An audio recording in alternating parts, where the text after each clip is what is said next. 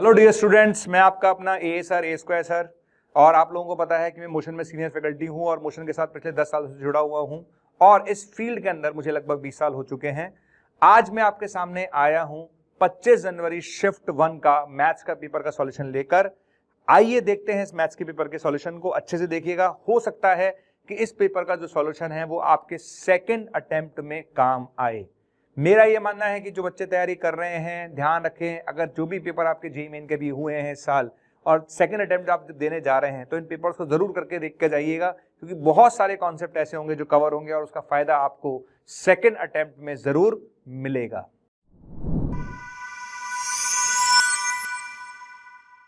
देखो, सबसे पहला जो क्वेश्चन इसमें आया है वो आपके सामने है। इसमें लिखा हुआ the point of intersection of line and the circle. उसने बोला है कि ये दोनों के जो पॉइंट है वो ये दोनों है, राइट। ठीक है, अब आप इस चीज को समझिएगा कि उसने क्वेश्चन में क्या बोला है ना। क्वेश्चन में क्या बोला है इस बात को हम समझ लेते हैं, राइट। देखिए, उसने बोला कि जो point of intersection of line है, तो हमें दिख रहा है कि जो लाइन है वो किससे पास हो रही है बेटा, ओरिजिन से पास हो रही है। ठीक है, और आपको ये भी दिख रहा होगा कि सर्कल जो है वो भी बेटा ओरिजिन से पास हो रहा है। ठीक है, दोनों ओरिजिन से पास हो रहे हैं। तो एक बात तो तय है कि उसने बोला है कि इन दोनों के जो इंटरसेक्शन पॉइंट है अल्फा 0 है और 1 बीटा है। तो यहां से एक बात तो क्लियर है कि एक पॉइंट तो 0 हो ही गया। क्यों? क्योंकि जब ये 0 है तो डेफिनेटली 0 हुआ ही हुआ, क्योंकि दोनों के दोनों 0 से पास हो रहे हैं। ठीक है, तो फर्स्ट पॉइंट हो गया 0, राइट।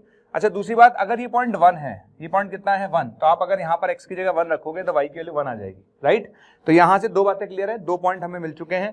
कौन कौन से दो पॉइंट्स मिल चुके हैं मैं आपको बता दूं कौन कौन से दो पॉइंट है वो। ठीक है, पहला पॉइंट मेरे पास है 0, और दूसरा पॉइंट है 1, मैंने आपको दिखाया भी है कि अल्फा की वैल्यू 0 और बीटा की वैल्यू 1 होनी चाहिए। अच्छा, क्यों होनी चाहिए? देखो वापस, क्योंकि बेटा इंटरसेक्शन पॉइंट दो आएंगे, तो 0, आएगा और एक 1, आएगा। ठीक है, समझ में आ गया। तो पहली बात आ गई, अल्फा 0 हो गया, बीटा 1 हो गया, राइट। अच्छा, अल्फा 0 बीटा 1 आ गया, तो अब बताओ सर्कल की इक्वेशन क्या आ गई। तो आप यहाँ पर देखिए भाई, दोनों इंटरसेक्ट कर रहे हैं। ठीक है, the image of the circle with A B as a diameter. तो ए आपको पता है ये रहा, बी आपको पता है ये रहा, तो A B as a diameter आप सर्कल की इक्वेशन लिख सकते हो। क्या लिखोगे? सर्कल की इक्वेशन है,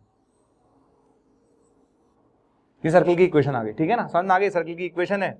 और ये जो सर्कल की इक्वेशन आई है उसमें हमें image of circle in line इसमें लेनी है। ठीक है, image of circle in line, line में हमें इसकी इमेज लेनी है, राइट। तो कैसे लेंगे? बहुत सिंपल सी बात है बेटा, किसी भी लाइन में अगर हमें सर्कल की इमेज लेनी है तो आपको सेंटर की इमेज लेनी होती है। किसकी इमेज लेनी होती है? सेंटर की। तो आप जब इस लाइन में इसके सेंटर की इमेज लेंगे तो आपके पास सर्कल की इक्वेशन ये आ जाएगी। बहुत आराम से आप निकाल सकते हैं, कुछ नहीं करना, आपको इस लाइन में इसके सेंटर की इमेज लेनी है। ठीक है, इसका सेंटर कितना है बच्चे? हाफ। ठीक है, रेडियस तो चेंज होगी नहीं, बस आप इसकी इमेज ले लो तो इमेज मिल जाएगी आपको, और रेडियस आपकी सेम ही रहेगी। तो रेडियस पता है और इमेज आप निकाल लेंगे तो फाइनल आपका आंसर ये आ जाएगा। तो इस क्वेश्चन का आंसर अगर मैं आपसे बोलूं क्या आएगा, तो इस क्वेश्चन का आंसर बेटा आएगा 4 नंबर का। क्या आंसर आएगा? 4।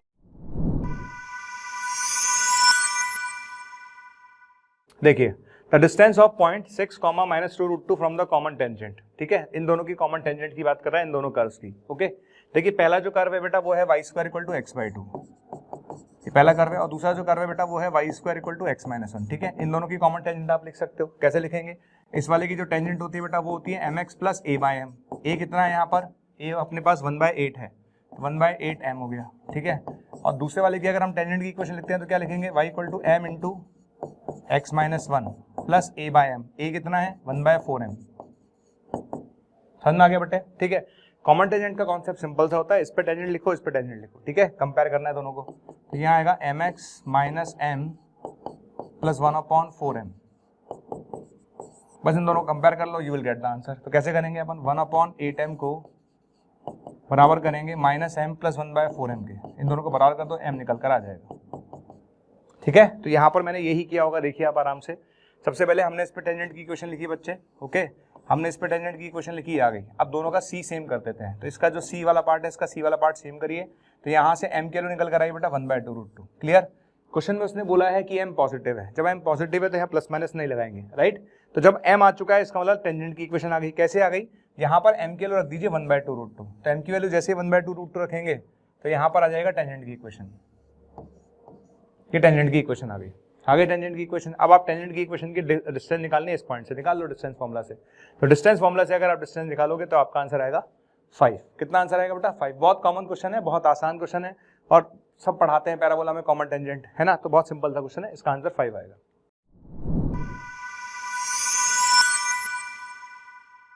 बच्चों नेक्स्ट क्वेश्चन की तरफ देखते हैं। देखिए यहाँ पर आप देखो a cross b cross c दे रखा है आपको, है ना। a cross b cross c को अपन फॉर्मूला लगाएंगे तो क्या आएगा बेटा? a dot C B minus ये आ जाएगा a डॉट बी सी। ठीक है, अच्छा इक्वल टू कितना, हाफ बी आएगा माइनस हाफ सी आएगा। अब कंपेयर कर लेते हैं, कंपेयर कैसे करेंगे, ए डॉट सी बराबर तो हाफ हो गया, ए डॉट सी बराबर तो क्या हो गया हाफ, ठीक है। अब कंपेयर करो सी वाले को, तो बेटा ए डॉट बी बराबर हो गया हाफ, ठीक है ना भाई। बी वेक्टर वाले पार्ट को बी वेक्टर वाले पार्ट से कंपेयर करो, सी वेक्टर वाले पार्ट को सी वेक्टर वाले से कंपेयर करो, तो ये आ जाएगा, राइट। दोनों चीजें आ गई। अब हम क्वेश्चन कैसे करेंगे आगे देखिए, ठीक है। क्वेश्चन हमें करना है ये वाला पार्ट, ठीक है ना, ये वाला पार्ट हमें करना है। तो ये वाले पार्ट के लिए हम डायरेक्ट फॉर्मुला लगा सकते हैं, ये वाला, ठीक है ना, ये हमें आना चाहिए, ये बेसिक चीज है जो हमें आनी चाहिए। और यहाँ पर आप वापस फॉर्मुला लगाएंगे तो B dot D C minus B C dot D, ठीक है। ये जो वैल्यू आपको 0 दे रखी थी बेचारे ने, पहले से वैल्यू दे रखी थी। अच्छा बी डॉट डी की वैल्यू ऑलरेडी हाफ है ही, तो बचेगा ए डॉट सी, तो A dot C into half, ये बचेगा हाफ बेटा इंटू ए डॉट सी, और ए डॉट सी की वैल्यू भी हाफ है, तो आंसर कितना आएगा 1/4, करेक्ट। तो इस क्वेश्चन का आंसर क्या टिक करेंगे बेटा, इस क्वेश्चन का आंसर टिक करेंगे सेकंड, ठीक है। वेक्टर का क्वेश्चन है, मैं इसको इजी कैटेगरी में रखूंगा, ज्यादा कुछ नहीं, आसान क्वेश्चन था।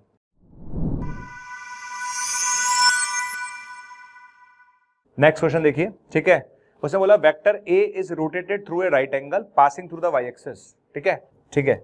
ए vector A is rotated through a right angle, एक वेक्टर को आपने राइट एंगल से रोटेट किया है ना, एक वेक्टर आपने जैसे मान लो ये वेक्टर है और वेक्टर को आपने रोटेट कर दिया राइट एंगल से, ये एंगल कितना है दोनों के बीच में 90 डिग्री, ऐसा वो बोल रहा है आपसे। तो ये वेक्टर अगर ए है तो ये वेक्टर कितना हो गया, ये बी वेक्टर हो गया, समझ में आ गया, पहली बात तो ये है, ठीक है। और passing through the Y axis से भी पास हो रहा है ना। तो इसका मतलब पता है क्या हुआ बेसिकली, अगर अपन ऐसे बोले तो बेसिकली इस वेक्टर को हम लिख सकते हैं लैम्डा ए प्लस म्यू जे। अब आप कहोगे कैसे लिखा है आपने, बेसिकली ऐसे लिखा है कि ये जो आपने एक वेक्टर ए को रोटेट करा 90 डिग्री से, ठीक है ना, तो जो वेक्टर ए था, वेक्टर बी था और वेक्टर जो वाई एक्सिस जो अपन बात कर रहे हैं, ये तीनों एक ही प्लेन में कोप्लेनर है। और कोप्लेनर है तो आपको पता ही है कि अगर 3 वेक्टर्स कोप्लेनर है तो हम एक वेक्टर को बाकी 2 वेक्टर्स के रूप में लिख सकते हैं। तो सी वेक्टर को मैंने लिख लिया लैम्डा ए प्लस म्यू जे, ये सिंपल सा कॉन्सेप्ट जो हम ऑलरेडी जानते हैं, कोप्लेनरिटी के कॉन्सेप्ट है, राइट। अच्छा ए वेक्टर की जगह आपने रख दिया ये, जो कि आप रख ही सकते हो म्यू जे वेक्टर हो गया, तो ये बी वेक्टर अपने पास निकल कर आ गया। अच्छा दूसरी बात हम ये भी जानते हैं कि जैसे एक वेक्टर को अगर मैं रोटेट करूंगा किसी एंगल से तो उसका मैग्नीट्यूड चेंज नहीं होता, राइट। तो मैग्नीट्यूड तो सेम ही रहेगा। तो हम यहाँ पर एक बात बोल सकते हैं कि मैग्नीट्यूड ऑफ ए वेक्टर और मैग्नीट्यूड ऑफ बी वेक्टर बराबर है, दोनों तरफ स्क्वायरिंग कर दीजिए, तो दोनों तरफ स्क्वायर करेंगे तो मॉड ए वेक्टर वो हम यहाँ से निकाल सकते हैं। ए वेक्टर का जो मैग्नीट्यूड हमें दिख रहा है वो दिख रहा है सबको √6 है, कितना है √6 है, ठीक है। तो यहाँ पर आ गया 6 इक्वल टू इसका x का मैग्नीट्यूड आप लिख सकते हो लैम्डा स्क्वायर प्लस इसका स्क्वायर प्लस का स्क्वायर, ये आ गया, ठीक है। इसको सॉल्व करेंगे तो यहाँ पर जब हम सॉल्व करेंगे दोनों को तो फाइनली जो मेरे पास इक्वेशन बनकर आएगी वो ये आ गई, म्यू इक्वल्स टू -3 लैम्डा, क्या आ गया, म्यू इक्वल्स टू -3 लैम्डा, जब आप सॉल्व करेंगे, राइट। अच्छा अब आप देखिए हमारे पास इक्वेशन कौन कौन सी बन चुकी है। फर्स्ट इक्वेशन तो मेरे पास ये बनी थी, है ना, पहली इक्वेशन तो बेटा मेरे पास ये बनी थी, ये कहाँ से बनी थी, दोनों के मैग्नीट्यूड बराबर करके। दूसरी बात, चूंकि ए वेक्टर और बी वेक्टर परपेंडिकुलर हैं तो ए डॉट बी 0 होगा, तो ए डॉट बी को 0 करने से मेरे पास दूसरी इक्वेशन बन गई, ठीक है। अब आपको दिख रहा होगा कि ये इक्वेशन भी लैम्डा म्यू में है और ये इक्वेशन भी लैम्डा म्यू में है, दोनों को सॉल्व कर लेते हैं। जैसे ही दोनों को सॉल्व करेंगे तो आपके पास लैम्डा और म्यू की 2 वैल्यू आ जाएंगी, आ गई, ठीक है। अब आपने जो क्वेश्चन में पूछा है वो समझ लो, आप क्वेश्चन में क्या पूछा है मैं आपको बताता हूँ। क्वेश्चन में उसने पूछा था हमसे प्रोजेक्शन ऑफ दिस ऑन सी, इस वेक्टर का प्रोजेक्शन निकालना सी पर। किसी वेक्टर का प्रोजेक्शन कैसे होगा भैया, वेक्टर का प्रोजेक्शन होगा 3 vector plus √2 B vector dot C upon mod C, यही होता है, ऑब्वियसली बात है, यही फॉर्मूला हमें पढ़ाया जाता है, राइट। इसी फॉर्मूले को हमने लगाया है, कैसे लगाया देखिए मैं आपको बताता हूँ। अब इसमें लैम्डा की 2 वैल्यू आई है, म्यू की 2 वैल्यू आई है, तो एक बार हमने लैम्डा की वैल्यू पॉजिटिव ली है प्लस √2 और म्यू की वैल्यू प्लस में ली है, ठीक है। फिर हमने प्रोजेक्शन निकाला इस फॉर्मूले से, प्रोजेक्शन निकालेंगे तो ये आ जाएगा a dot C plus √2 b dot C upon mod C. ये सब आप कैलकुलेट करेंगे, कैसे कैलकुलेट करेंगे भैया, जब आपको लैम्डा पता है, म्यू पता है, तो इसका मतलब बी वेक्टर आपको पता है, बी वेक्टर आपको पता है तो बी वेक्टर पता चली गया, ए वेक्टर पहले से पता ही था आपको, ठीक है, ओके। और सी वेक्टर आपको उसने दिया ही है, तो ए आपको पता था, सी आपको पता चल गया, और बी वेक्टर बेटा यहाँ से लैम्डा म्यू की वैल्यू रख के आ जाएगा, क्लियर। तो जब आप प्लस साइन लेके लिखेंगे तो आंसर ये आ रहा होगा बच्चे, और जब आपने माइनस साइन वाला केस लिया होगा तो बच्चे ये आंसर आ रहा होगा आपका, ठीक है ना। तो इस केस के 2 आंसर आ रहे होंगे, एक प्लस लेकर और एक माइनस लेकर, ना। अगर आप प्लस वाला केस लेके चलेंगे तो ये आंसर है, और माइनस वाला केस लेके चलेंगे तो ये वाला आंसर है, ठीक है। दोनों केसेस के हिसाब से आप देख लीजिए आंसर जो है, तो जो ऑप्शन में दे रखा था, ऑप्शन की अगर मैं बात करूं तो ऑप्शन में 3√2 दे रखा था, इसलिए हमने इस आंसर को टिक किया, ओके। चलते हैं आगे।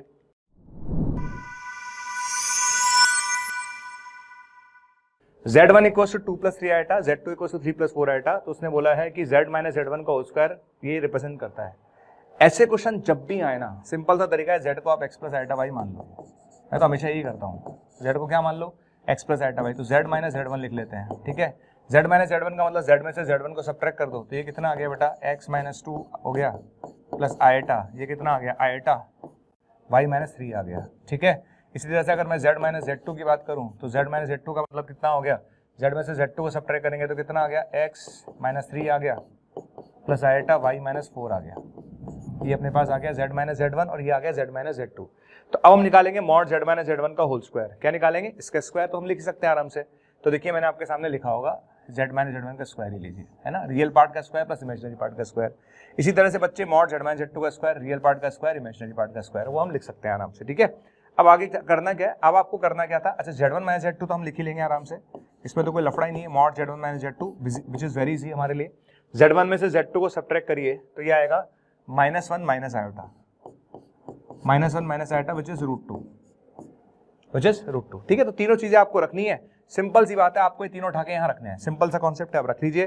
तो जैसे आप रखेंगे तो आपके पास ये फाइनली सॉल्व करके, ये डेटा रखा आपने, डेटा रखा इक्वल टू, इसको सॉल्व करेंगे तो ये इक्वेशन आपके पास आ जाएगी, x plus Y equal to 7। Clear है, और अगर x plus Y equal to 7 आ जाएगी तो इसका मतलब वो स्ट्रेट लाइन हो गई जिसका intercept sum of intercept on coordinate axis कितना होगा 14। तो इसका आंसर कितना आएगा बेटा 14, करेक्ट। तो इसका आंसर हम क्या टिक करने वाले हैं, है ना, एक लाइन आएगी, sum of intercept on the coordinate axis is 14, correct. चलिए आगे चले नेक्स्ट क्वेश्चन की तरफ।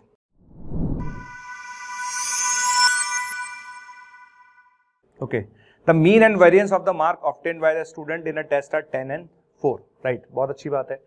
आप मानते हैं, जैसे मान लें हमें पता नहीं ऑब्जर्वेशन कितने हैं, हम मान लेते हैं n ऑब्जर्वेशन थे, और n ऑब्जर्वेशन के बारे में उसने बोला है कि इनका जो मीन है बच्चे वो दे रखा था 10, कितना दे रखा है 10, ठीक है। तो यहाँ से बेटा अपने पास आ गया i इक्वल्स टू 1 से लेकर n तक xi, इसकी वैल्यू कितनी आ गई 10n आ गई। अब आगे देखो, the marks of the student is increase from letter 8 से 12 कर दिए गए, पहले कितना थे 8 थे, उसकी जगह 12 कर दिया गया, तो मीन चेंज हो गया definitely. Then the mean of the marks is 10.2। अब क्या होगा देखिए, अब हमको मीन निकालना है दोबारा। कैसे मीन निकालेंगे, i इक्वल टू 1 से लेकर xi, इसमें क्या करा हमने, माइनस का क्या करा 8 कर दिया, प्लस कितना कर दिया 12 कर दिया, डिवाइड बाय n कर दिया बेटा, और ये मीन निकल कर आया हमारे पास 10.2। कितना है बच्चे 10.2। तो यहाँ से मेरे पास एक रिश्ता आ जाएगा, i इक्वल टू 1 से लेकर n तक xi इक्वल्स टू आएगा 10.2 n प्लस 4, ये आ गया, ठीक है। इन दोनों का आपस में बराबर कर देते हैं अपन दोनों को, ठीक है। तो यहाँ से देखिए मैंने दोनों को बराबर किया है, ओके, यहाँ पर दोनों को बराबर कर लीजिएगा। मेरे से थोड़ी सी मिस्टेक हो गई है कैलकुलेशन में मेरे शायद, है ना, ये -8 प्लस 4 12, ये तो माइनस का 4 यहाँ पर आएगा, ऑब्वियस सी बात है, ठीक है। दोनों को इक्वल कर देते हैं, ये वाला पार्ट और ये वाला पार्ट आप दोनों को इक्वल कर दीजिए, करिए इक्वल, कर दिया इक्वल। तो यहाँ से n की वैल्यू 20 आ गई, n की वैल्यू कितनी आ गई है 20, करेक्ट है। अच्छा, जब n की वैल्यू 20 आ गई तो अब हमारे लिए क्वेश्चन आसान हो गया, बताता हूँ क्यों। देखो उसका फॉर्मूला बेस्ड क्वेश्चन है, क्या इनिशियली उसने बोला कि वेरिएंस 4 है, वेरिएंस हम समझते हैं क्या होता है, वेरिएंस में आपको बता देता हूँ। देखिए वेरिएंस का फॉर्मूला होता है ये रहा, summation of xi square upon n कितना है 20 माइनस x बार कितना था मीन का स्क्वायर, तो मीन का हो गया 10 का स्क्वायर इक्वल टू 4, तो ये रिजल्ट यहाँ पर आ गया। अब फिर आपने डेटा चेंज किया, डेटा आपने क्या चेंज किया, आपने माइनस का 8 स्क्वायर हटाया, इसको सॉल्व करेंगे 2080 आ जाएगा। नया क्या आएगा, नया आएगा कि माइनस का 8 स्क्वायर हटा के आपने 12 का स्क्वायर ऐड कर दिया है, तो माइनस का 8 स्क्वायर आके 12 का स्क्वायर ऐड कर दिया, तो ये आ गया 2160, ये नई वैल्यू आ गई इसकी। जब न्यू वैल्यू आ गई तो नया मीन आ जाएगा, नया वेरिएंस आ जाएगा। नया वेरिएंस क्या आएगा, नया वेरिएंस आएगा summation of xi square upon 20 minus x बार का स्क्वायर, इसकी वैल्यू कितनी है 2160, तो 2160 अपॉन 20 माइनस x बार कितना है 10.2, उसको सॉल्व कर लीजिए, इसका आंसर आएगा 3.96। प्योर फॉर्मूला बेस्ड क्वेश्चन है, कैलकुलेशन के हिसाब से मैं कह सकता हूँ थोड़ा लेंदी है, बस बाकी क्वेश्चन बहुत आसान था, ठीक है। तो ये स्टैटिस्टिक्स का क्वेश्चन है, बहुत इजी क्वेश्चन है।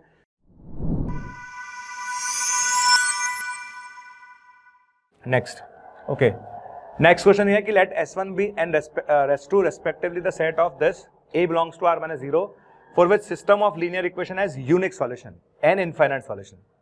देखिए क्रैमर रूल का क्वेश्चन है, क्रैमर रूल का क्वेश्चन है, तो सबसे पहले आप उसका डेल्टा निकालिए। क्या निकालिए, डेल्टा। अच्छा, डेल्टा हमें पता है क्या होता है, डेल्टा होता है XYZ के कोफिशिएंट से बना हुआ डिटर्मिनेंट, तो अल्फा 2 अल्फा माइनस 3 अल्फा, ठीक है ना, ये आ जाएगा। फिर ये आएगा 2 अल्फा प्लस 1, ये आ जाएगा 3 अल्फा प्लस 5, ठीक है, ये आ जाएगा। क्लियर है, ये कितना आ गया 2 अल्फा प्लस 3 आ गया, है ना, ये अल्फा प्लस 5 आ गया, करेक्ट है। ये कितना आ गया अल्फा प्लस 1 आ गया, ये आ गया अल्फा प्लस 2 आ गया, इक्वल टू 0 आ गया, आया कि नहीं आया, ये आ जाएगा, राइट। तो उसको सॉल्व कर लेते हैं बेटा, सॉल्व करेंगे क्या होगा, देखिए सॉल्व करने पर मेरे पास ये वैल्यू आ जाएगी ना, ये वाली वैल्यू आ रही है यहाँ पर। तो यहाँ पर दो इक्वेशंस आएंगे, एक तो ए आएगा और एक आएगा। इसका जो आप देखोगे ना तो डी नेगेटिव आ रहा है, इसका डी नेगेटिव आने से इसका कोई रूट नहीं मिलेगा, तो आपको एक ही रूट मिलेगा इक्वल टू 0। अब कहानी क्या है भाई, आपने डेल्टा देखा, आपने डेल्टा निकाला, डेल्टा की वैल्यू आ रही है, और डेल्टा केवल तभी 0 होगा जब ए 0 होगा। क्लियर? पर क्वेश्चन में मेंशन किया हुआ था कि a is belongs to r minus zero, a तो जीरो हो ही नहीं सकता, ठीक है? तो पहली बात, डेल्टा तभी जीरो हो सकता था जब a जीरो हो, a जीरो हो नहीं सकता, इसका मतलब डेल्टा का भी जीरो होगा नहीं। तो पहली बात, डेल्टा का भी जीरो होगा ही नहीं, तो इसका मतलब इसका यूनिक सॉल्यूशन मिलेगा। क्या मिलेगा? यूनिक सॉल्यूशन मिलेगा। किसके लिए मिलेगा? a belongs to r not के लिए, a की हर वैल्यू को के लिए मिलेगा आपको यूनिक सॉल्यूशन, बस a जीरो नहीं होना चाहिए। पहली बात तो यूनिक सॉल्यूशन मिलेगा। क्या इनफाइनाइट सॉल्यूशन मिल सकता है? मिल ही नहीं सकता। इनफाइनाइट सॉल्यूशन के लिए a जीरो होना चाहिए था, डेल्टा का जीरो होना जरूरी था, पर डेल्टा तो जीरो कभी होगा ही नहीं, तो इसका मतलब इनफाइनाइट सॉल्यूशन मिलेगा ही नहीं। तो इनफाइनाइट सॉल्यूशन का आंसर हो गया 5, यानी a की कोई वैल्यू ऐसी नहीं है इसके लिए इनफाइनाइट सॉल्यूशन मिलेगा। तो आंसर होगा इसका 5। तो इसका आंसर हो गया S1 के लिए a आएगा r माइनस जीरो, और S2 के लिए कितना आएगा बेटा? 5। करेक्ट? चलिए, अच्छा क्वेश्चन है, अच्छा इन द सेंस कैलकुलेशन के लिए ठीक है, क्योंकि डिटर्मिनेंट आसान नहीं था सॉल्व करना, थोड़ा सा कैलकुलेटिव है डिटर्मिनेंट, बाकी कुछ नहीं है इस क्वेश्चन के अंदर। देखिए ये भी अच्छा क्वेश्चन, लिमिट का बहुत अच्छा क्वेश्चन है, इसको मैं फुल मार्क्स देता हूँ। अच्छा क्वेश्चन है। कैसे करेंगे स्टार्ट, है ना? देखिए इसका ऊपर वाले का tn निकाल लो, है ना? ऊपर वाले का क्या निकाल लो? tn, है ना? ऊपर वाला, नीचे वाला तो हम सॉल्व कर लेंगे। ऊपर वाले का tn कितना हो गया बेटा? 3n minus 2 plus 3n minus 1 minus 3n। इसको सॉल्व कर लीजिए आप, इसका समेशन निकाल लो आप 1 से n इक्वल टू 1 से लेकर n तक, ठीक है? तो ये 3n से 3n कैंसिल हो गया, ठीक? तो ये अपने पास n इक्वल टू 1 से लेकर n तक, इसको सॉल्व कर लीजिए। 3n माइनस 3 आ गया, इसको सॉल्व करेंगे तो कितना आएगा? 3 कॉमन आ गया, n का हो जाएगा n into n plus 1 by 2 और माइनस n आ जाएगा, ठीक है? ये आ गया, तो 3 आ गया, ये आ गया n square minus n by 2, ये आ जाएगा इसका tn, राइट? इसका tn निकाल लीजिए। तो tn मैंने निकाल के दिया आपको, ये रहा, ये tn आ गया, इसका आ गया tn पक्का, यानी इस पूरे का जो सम निकालना था वो मैंने निकाल लिया बेसिकली, है ना? ठीक है, SN निकाल लिया, सॉरी। तो ये तो tn था बच्चे, और ये tn के बाद मैंने SN लिखा है बेसिकली। मैं यहाँ पर अपना स्टेटमेंट चेंज करता हूँ, ये मैंने tn का SN निकाला, यानी ऊपर वाले का सम निकाल दिया बेटा, है ना? तो ऊपर वाले का सम निकाल दिया मैंने, ऊपर वाली सीरीज का सम निकाल के दे दिया आपको, ये आ गया, राइट? तो ऊपर वाली सीरीज की जगह तो मैंने रख दिया, ये रख दिया, ठीक है? 3/2 मैंने बाहर लिया, इसमें से n स्क्वायर कॉमन ले लिया, n स्क्वायर कॉमन लेके लिख दिया मैंने। ये ऊपर वाला पार्ट खत्म। नीचे वाले पर आ जाइए। नीचे वाले पार्ट में क्या करेगा बच्चे? तू एक काम करते हैं, नीचे वाले पार्ट में बेटा यहाँ से n4 कॉमन ले, यहाँ से भी n4 कॉमन ले, तो बाहर n स्क्वायर आएगा। क्या आएगा बाहर बेटा? n स्क्वायर, ठीक है? तो यहाँ से n4 कॉमन लिया, n स्क्वायर बाहर आ गया, n स्क्वायर कैंसिल हो गया। अब आप n की जगह इन्फिनिटी रखो, ठीक है? तो समथिंग बाय इन्फिनिटी 0 0 0 0 0, कितना आंसर आ गया बताओ? तो 3/2 तो बाहर है ही, आ गया बच्चे। ऊपर कितना आएगा? समथिंग बाय इन्फिनिटी 0, तो ऊपर कितना आएगा? 1 अपॉन, नीचे आएगा √2 माइनस 1। बस को कॉन्जुगेट से मल्टीप्लाई कर दो, आपका आंसर आ गया। किससे मल्टीप्लाई कर दो? कॉन्जुगेट से, तो आपका आंसर आ जाएगा। तो आपका ये आंसर भी सही है बेटा, ये आंसर भी सही है, राइट? तो इसका आंसर हम कौन सा टिक करेंगे? इसका आंसर हम टिक करेंगे ये वाला फर्स्ट। पर अच्छा क्वेश्चन है, क्वेश्चन अच्छा है, लिमिट के हिसाब से बहुत अच्छा क्वेश्चन दिया उन्होंने।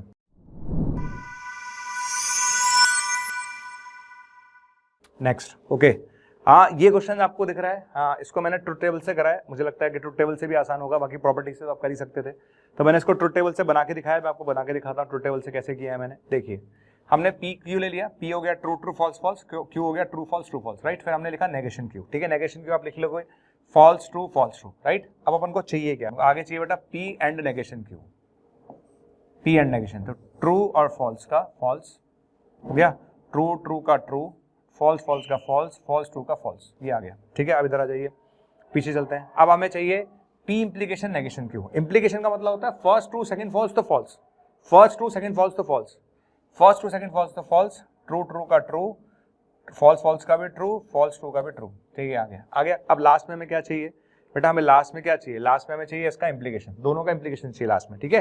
लास्ट में हमें क्या चाहिए बेटा? इन दोनों का इंप्लीकेशन, यानी इसका और इसका इंप्लीकेशन चाहिए। तो सेम वही तरीका है, फॉल्स फॉल्स का ट्रू, ट्रू ट्रू का भी ट्रू, फॉल्स ट्रू का भी ट्रू और फॉल्स ट्रू का भी ट्रू। टोटोलॉजी आंसर आएगा इसका। क्या आंसर आएगा? टोटोलॉजी। क्या आंसर देंगे इसका? टोटोलॉजी। तो answer is tautology, correct? Next question.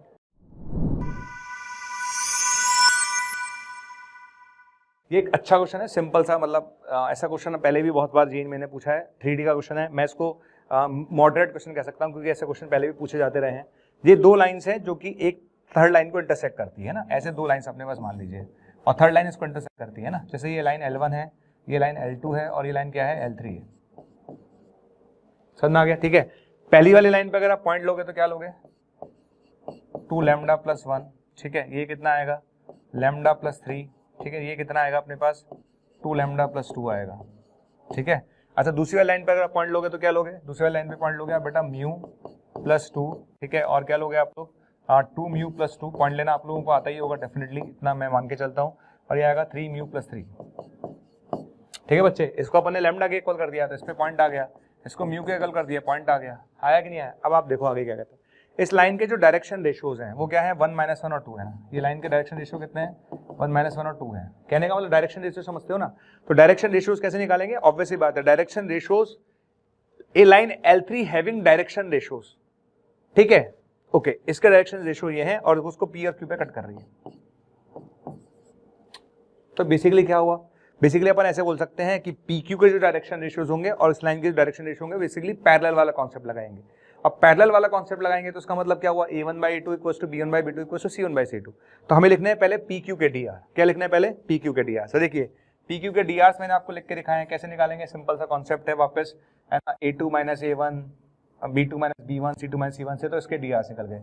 और L3 के DRs ऑलरेडी हमें पहले से पता थे, तो दोनों के DRs हमें पता है, दोनों का रेशो सेम कर देंगे। जैसे हम रेशो सेम करेंगे तो यहाँ पर मैंने रेशो सेम करके दिखाया है आपको, तो लैम्डा और म्यू आ जाएगा, और लैम्डा और म्यू आता ही पॉइंट P और Q निकल कर आ जाएगा, और पॉइंट P और Q निकल कर आ जाएगा तो डिस्टेंस बिटवीन PQ आ जाएगी, करेक्ट। तो ये आपका आंसर है। नेक्स्ट क्वेश्चन बता दीजिए, बहुत आसान क्वेश्चन, बहुत ज्यादा आसान क्वेश्चन था ये तो, बहुत ही ज्यादा आसान क्वेश्चन था। इंडेफिनिट डेरिवेशन का बहुत आसान क्वेश्चन था, इसमें एक्स स्क्वायर को टी ही मानना था, सिंपल सा क्वेश्चन था। एक्स स्क्वायर को टी मानेंगे तो ऊपर वाला चला जाएगा, 2x dx = dt। तो ये कितना आ गया, ये आ गया dt अपॉन, ये आएगा t + 1 × t + 3। ये लीजिए सर, है ना, इसको स्प्लिट कर लेंगे। स्प्लिट कैसे करेंगे, आपको स्प्लिट करना बता रखा है, 2 का डिफरेंस है तो 1/2, 1/t + 1 - 1/t + 3। ये लीजिए स्प्लिट हो गया, स्प्लिट हो गया, इंटीग्रेशन कर लो, आराम से आ जाएगा, कोई दिक्कत ही नहीं था। ठीक है, ये लीजिए मैं कर देता हूँ, तो यहाँ तक मैंने कर दिया, इंटीग्रेशन आप आराम से कर ही लेंगे। ठीक है, प्लस सी आएगा, सी निकालने के लिए उसने एक डेटा आपको दिया है। ठीक है, सी निकालने के लिए उसने f(3) दे रखा था, क्या दे रखा था बेटा, f(3). ठीक, तो आप x की जगह 3 रख दो, तो जैसे ही आप x की जगह 3 रखोगे तो f(3) दे रखा है, तो कंपेयर करो, c के लिए 0 आ गए, और c के लिए 0 आ गए तो fx निकल कर आ गया, ये fx निकल कर आ गया fx। और fx आने के बाद आप क्या पूछ रहे हो मुझसे, fx आने के बाद आपने क्या पूछा मुझसे, मैं आपको बताता हूँ। fx आने के बाद आपने मेरे से पूछा f(4), तो सिंपल x की जगह 4 रख दो, सिंपल x की जगह क्या रख दो, 4। तो यहाँ पर x की जगह 4 रख दीजिए, तो f(4) निकल कर आएगा बेटा, f(4) निकल जाएगा आराम से, f(4) की वैल्यू आ गई, ये आपका आंसर कर लोगे। तो इस तरह से अपन क्वेश्चन कर सकते हैं, सिंपल क्वेश्चन। मैं इसको बिल्कुल इजी क्वेश्चंस की कैटेगरी में रखूंगा, इजी क्वेश्चन है।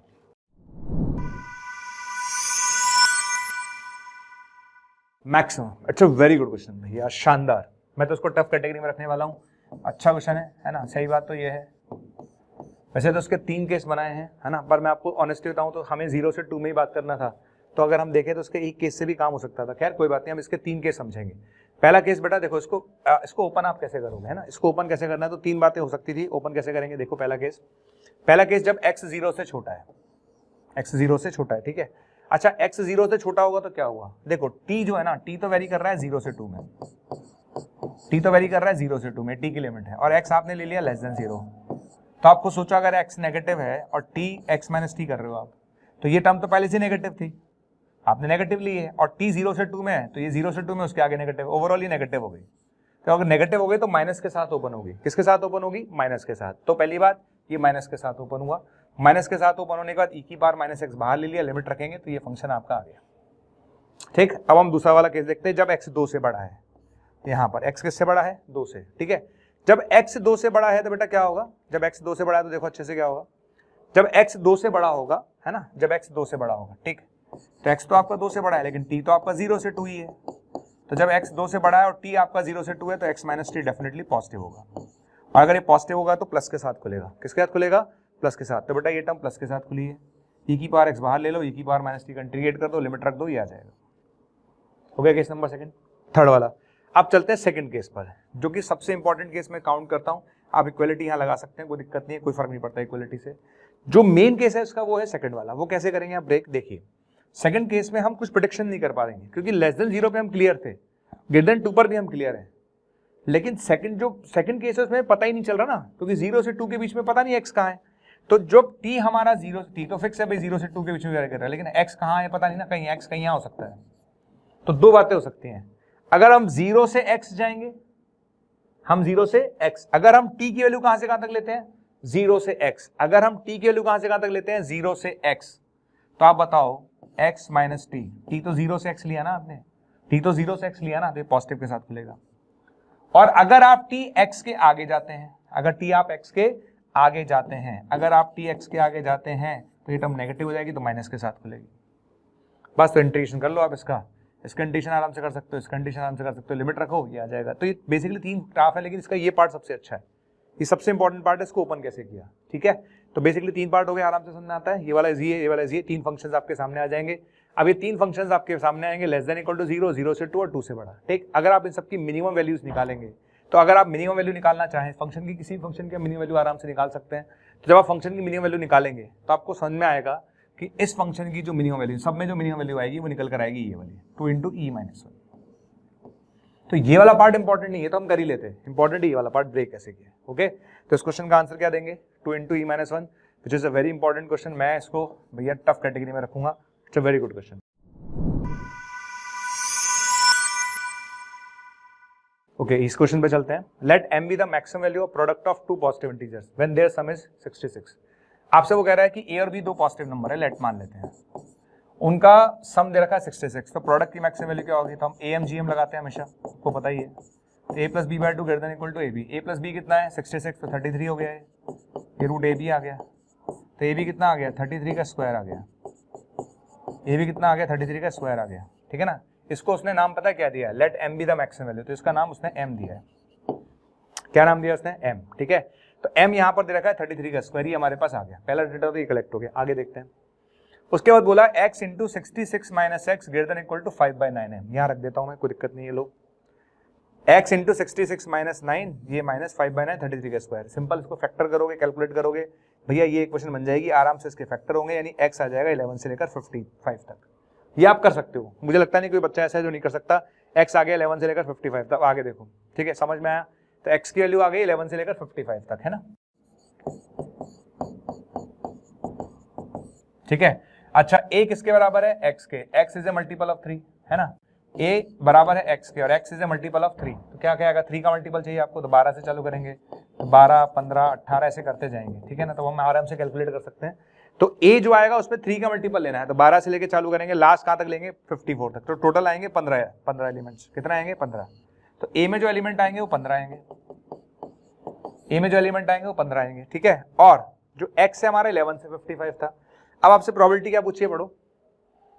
Then p of a is equal to, p of a का मतलब है a में से अगर मैं कोई एलिमेंट निकालूं तो उसकी प्रोबेबिलिटी क्या होगी, तो a में से एलिमेंट कितने हैं भैया, a में एलिमेंट है 15 और टोटल एलिमेंट कितने, 11 से लेकर 55 तक, यानी टोटल कितने एलिमेंट है, ये अपने पास है 45 में से 15 में से कोई एक आएगा, तो प्रोबेबिलिटी कितनी आ गई, प्रोबेबिलिटी आ गई बेटा, टोटल केसेस हैं 45 C1 और फेवरेबल केस है बेटा 15 C1, तो आंसर कितना आएगा 1/3।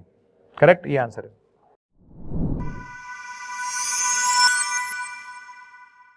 नेक्स्ट क्वेश्चन पर आ जाइए भैया, ये तो बहुत भारी क्वेश्चन है, भारी इन द सेंस अभी आपको कैलकुलेशन समझ में आएगी, तो उसकी कैलकुलेशन के हिसाब से बहुत भारी है।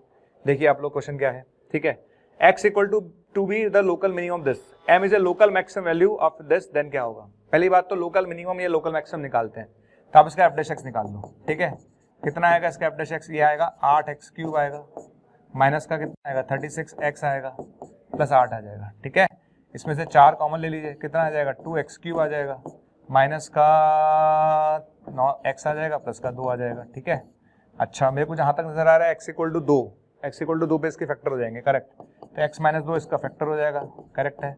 बचेगा कितना, बचेगा भैया 2x², ओके, माइनस का 4x², प्लस का 4x² आ जाएगा, माइनस का 8x माइनस 1, ये आ गया। ठीक है, इसके फैक्टर आप वापस कर सकते हैं, इसके फैक्टर करेंगे श्रीधराचार्य से। किससे करेंगे, श्रीधराचार्य से। तो मैं आपको करके दिखा देता हूँ आगे, ये लीजिए फैक्टर मैंने श्रीधराचार्य से निकाल के दिए हैं, ये फैक्टर्स आ गए इसके। तो टोटल 3 पॉइंट आपको मिल जाएंगे, साइन डायग्राम बनाएंगे, प्लस माइनस। ठीक है, यहाँ पर बेटा मिनिमम मिलेगा, यहाँ पर बेटा मैक्सिमम मिलेगा और यहाँ पर बेटा मिनिमम मिलेगा। ठीक है, तो मैक्सिमम बेटा इस वैल्यू पर मिल रहा है आपको, समझ में आ गया, यानी इस पर मैक्सिमम वैल्यू आएगी तो इसको उठा के रखना पड़ेगा, इसको उठाते रखते ही आपकी मैक्सिमम वैल्यू आ जाएगी। तो उसने पूछा था, क्या पूछा था, m is the local maximum value of the function, then m क्या होगा।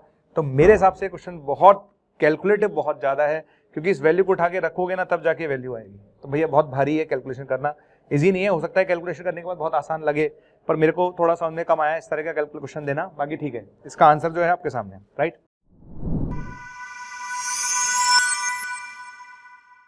नेक्स्ट क्वेश्चन आ जाइए, ठीक है, ये सिंपल क्वेश्चन है ना, मोनोटॉनिसिटी का एक सिंपल क्वेश्चन है, इसमें कुछ है नहीं है सच। आपको gx डिफाइन करना था, ठीक है, क्या डिफाइन करना था, gx। अच्छा fx क्या दे रखा है आपने मुझे, fx दे रखा है e की पावर x अपॉन e की पावर x माइनस 1। तो बच्चे gx क्या होगा, तो gx हो गया f of minus x, f of minus x minus f of x हो गया ये, ठीक है। तो ये कितना आ गया, 1 अपॉन 1 माइनस e की पावर x प्लस e की power x upon 1 minus e की पावर x, ठीक है। तो gx क्या आ गया, तो gx आ गया अपने पास 1 प्लस e की power x upon 1 minus e की पावर x, ये gx आ गया, क्या आ गया, gx, राइट। तो सिंपल gx आ जाएगा बेटा। अब इसे डिफरेंशिएट करना है, क्योंकि हम ये जानते हैं, है ना बेटा, हम ये जानते हैं कि अगर हमें चाहे कुछ भी हो जाए, अगर हमें किसी फंक्शन की मोनोटॉनिसिटी चेक करनी है तो डिफरेंशिएट करना पड़ता है। तो इसको हमने डिफरेंशिएट करा u बाई v से, तो u बाई v से डिफरेंशिएट करके बेटा ये आ गया, फिर आगे चले गए आगे। और ये टर्म चिल्ला चिल्ला की कह रही है हमेशा पॉजिटिव है, कैसी है, हमेशा पॉजिटिव। और कोई फंक्शन अगर g डैश x पॉजिटिव है, फंक्शन इंक्रीजिंग हो गया, और फंक्शन इंक्रीजिंग है तो 1 1 होगा ही होगा। तो दोनों बातें होंगी, इंक्रीजिंग भी है और 1 1 भी है, ठीक है। तो इस क्वेश्चन का आंसर क्या टिक करेंगे आप, ये इंक्रीजिंग भी है और 1 1 भी है, यानी दोनों स्टेटमेंट सही है। तो मेरा आंसर आएगा फर्स्ट। क्या आंसर आएगा बेटा, फर्स्ट। दोनों आंसर सही है, तो first is the correct answer.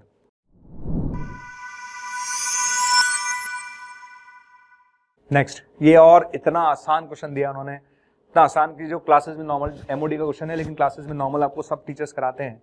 और 1 प्लस एक्स स्क्वायर आपको दिख ही रहा है, तो ऐसे क्वेश्चन में पहले 1 माइनस एक्स से मल्टीप्लाई डिवाइड कर लो, मतलब बेसिक सवाल है, बिल्कुल बेसिक सवाल दिया है। इतने बेसिक सवाल जनरली मतलब कभी कभी पूछ लेता है, दिल वाली बात है ना। तो 1 माइनस एक्स से मल्टीप्लाई डिवाइड कर दिया, तो ये स्क्वायर हो जाएगा, फिर 4 हो जाएगा, 8 16 32, ऐसे डबल होता जाएगा। तो ये आ जाएगा 1 माइनस एक्स की पावर 32 अपॉन 1 माइनस एक्स, ये आ जाएगा, करेक्ट है। देखो भैया, तो अपने पास डिफरेंशिएट कर लिया, ये आ जाएगा, आ गया। अब उसने क्या क्या चाहिए, अब आप देखो आपको क्या चाहिए, आपको चाहिए y dash minus y double dash at x equal to -1। तो x इक्वल टू -1 पर आपको y भी निकालना पड़ेगा, y डैश भी निकालना पड़ेगा। तो x इक्वल टू -1 पे पहले निकाल लो अब y, यानी fx निकाल लो। तो x इक्वल टू -1 मैंने यहाँ रखा था, और x इक्वल टू -1 यहाँ रखूंगा तो बेटा ये 0 आ जाएगा। तो एक तो चीज हमें जरूरत पड़ेगी। अब इसको क्रॉस मल्टीप्लाई करा मैंने, इससे इसको क्रॉस मल्टीप्लाई करा, आपको दिख ही रहा होगा, क्योंकि अननेसेसरी बहुत आसान क्वेश्चन है, इसमें मैं बहुत ज्यादा घुसना नहीं चाहता, बहुत सीधा क्वेश्चन है। इसको यहाँ लिखा, डिफरेंशिएट कर दिया दोनों तरफ, डिफरेंशिएट कर देंगे, ये आ जाएगा। डिफरेंशिएट करने के बाद वापस x की जगह -1 रखिए, तो y डैश आ गया, आ गया। फिर दोबारा डिफरेंशिएट करिए, दोबारा डिफरेंशिएट करेंगे, दोबारा डिफरेंशिएट करा, फिर आप क्या करेंगे, x की जगह -1 रखिए। तो जब आप x की जगह -1 रखेंगे तो y डैश की जगह 16 रखना और y की जगह 0 रखना, दोनों चीजें रख देना, आपका आंसर आएगा 496। तो एक बेसिक सवाल, मतलब मैं तो इसको फुल ये कहूंगा बेसिक है, हाँ नो डाउट टाइम टेकिंग जरूर है, थोड़ा सा टाइम तो लेगा ही, राइट।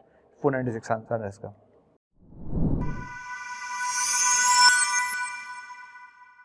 नेक्स्ट क्वेश्चन पर आ जाइए।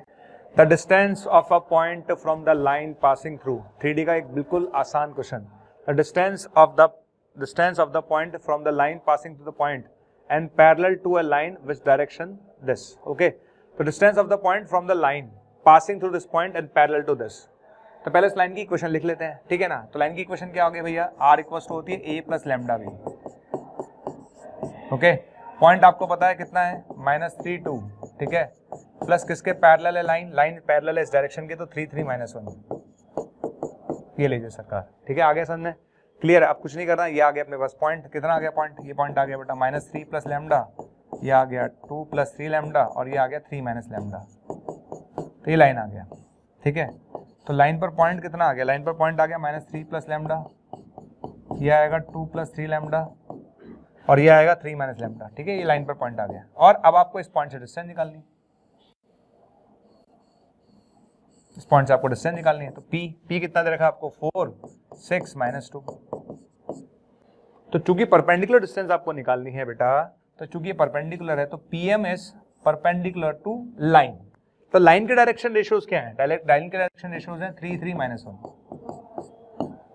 तो pm डॉट 0 हो जाएगा, यानी pm जो आप निकालोगे वो pm किससे 0 होगा, 3 3 -1 से 0 हो जाएगा। उसको 0 कर लेते हैं, तो pm आप निकाल ही लोगे, देखिए आप। तो pm मैंने निकाला है ना, पॉइंट हमने लिख ही लिया, तो pm आप आराम से निकाल लोगे। pm कैसे निकालोगे, x2 - x1 y2 - y1 z2 - z1, ठीक है। तो हमने pm निकाला ये ना, और उसका डॉट कर दिया 0, तो लैम्डा आ जाएगा, लैम्डा जाएगा तो m आ जाएगा, m आ गया तो pm निकल जाएगा डिस्टेंस फॉर्मूला से। तो answer is √40, answer is √40, clear. तो आंसर इज √14। डन।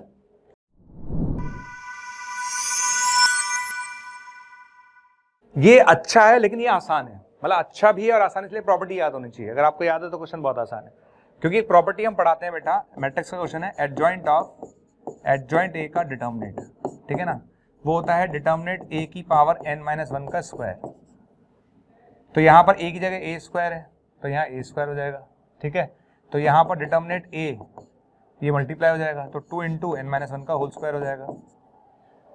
n कितना है, 3/3 का है, तो n की जगह 3 रख दो, n की जगह कितना रख दो 3, ठीक है ना। तो n की जगह 3 रखेंगे तो ये आएगा 4 × 2 8 हो जाएगा, ये लीजिए, समझ में आ गया। तो ये फॉर्मूला होता है ऑलरेडी। तो यहाँ तक अपन अल्टीमेटली आपको डिटर्मिनेंट ए निकालना है, तो डिटर्मिनेंट निकालना आंसर आ जाएगा। डिटर्मिनेंट निकाल लेते हैं इसका, देखो कैसे निकालेंगे। इसको मैंने ना चेंज कर दिया है, ये थोड़ा सा हल्का सा, ये अपने पास ln x है ना, ठीक है बेटा, ये आ गया।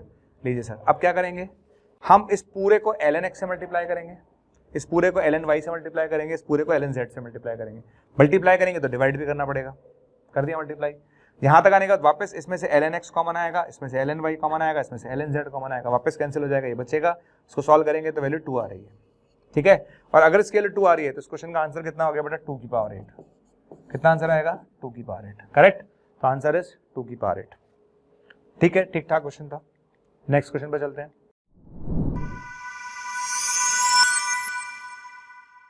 नहीं, ठीक है, क्वेश्चन है if AR is the coefficient of x की power 10 - r in the binomial expansion of this, ठीक है। BT का ठीक क्वेश्चन है ये भी, है ना। 1 + x की पावर 10 है, इसकी जनरल टर्म क्या होती है, इसकी जनरल टर्म होती है बेटा 10c(r) x की पावर r, ये जनरल टर्म होती है। आप चाहते हो x की पावर 10 - r, तो 10c 10 - r x की पावर 10 - r। आपको बता दूं 10c 10 - r 10c(r) ही होता है, 10c 10 - r 10c(r) ही होता है। इसका नाम है AR, क्या नाम है बेटा, AR। तो इसका कोफिशिएंट आ गया 10c(r), आ गया। तो क्वेश्चन में AR मिल गया आपको, AR मिल गया 10c(r). फिर एक फॉर्मूला हम क्लासेस में कई बार बताते हैं, NCR/NCR-1 बराबर होता है n - r+1/r। 50 बार बता चुका हूँ ये फॉर्मूला। तो n का काम कर रहा है 10, कितना कर रहा है 10, तो 10 - r+1/r, ये आ गया बेटा 11 - r, यानी ये वैल्यू कैलकुलेट कर दी है मैंने आपको, ठीक है। अब देखो, आप क्वेश्चन बिल्कुल सिंपल सा है, खत्म, ठीक है ना। ये मैंने करा कैलकुलेट, इसको उठा के यहाँ रख दिया, है ना, इसको उठा के यहाँ रख दीजिए, ठीक है। r² से r² कैंसिल, r बचेगा, स्क्वायर ओपन करोगे और फिर r³ का समेशन, r² का समेशन, r का समेशन वैल्यू रखोगे, ये आंसर आ जाएगा। आगे कैलकुलेशन थोड़ा सा लेंदी है, नो डाउट, कहना आसान है लेकिन क्वेश्चन लेंदी है यहाँ पर जाके आगे। तो यहाँ तक आप देख सकते हैं आंसर ही आ जाएगा, पूरा निकालने में थोड़ा सा बच्चे को झाग आएगा। तो लेंदी है पर आसान है क्वेश्चन,